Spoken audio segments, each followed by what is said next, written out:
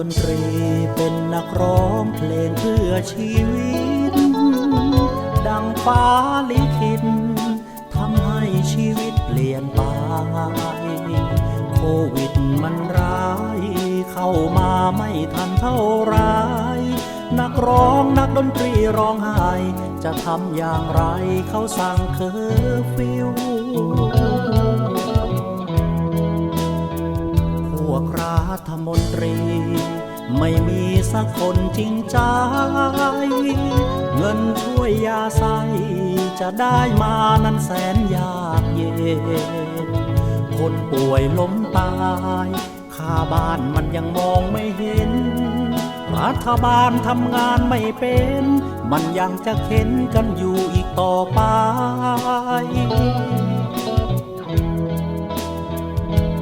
ว่าไง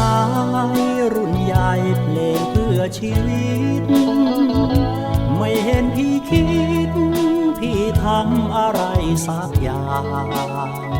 บ้านเมืองวุ่นวายคนตายกันเป็นรายวันไม่คิดไม่ร่วมฝ่าฟันแต่พี่ยังดันไปเข้าข้างเผด็จการดนตรีเป็นนักร้องก็มีชีวิตโปรดใช้ความคิดสร้างปิดแล้วไม่เยียวยา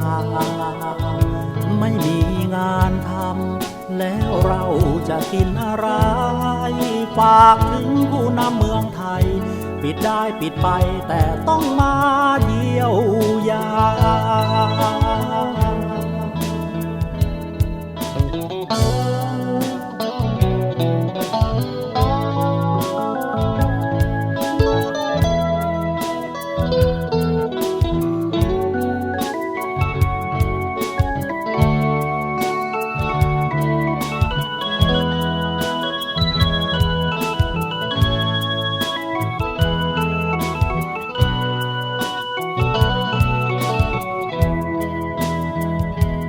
ว่า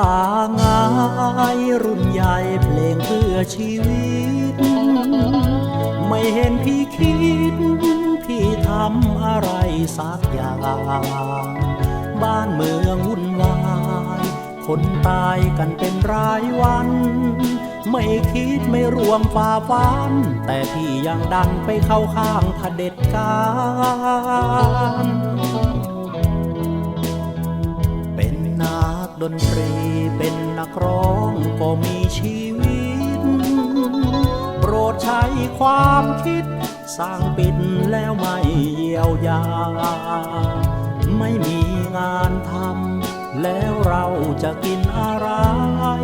ฝากถึงผู้นำเมืองไทยปิดได้ปิดไปแต่มึงต้องมา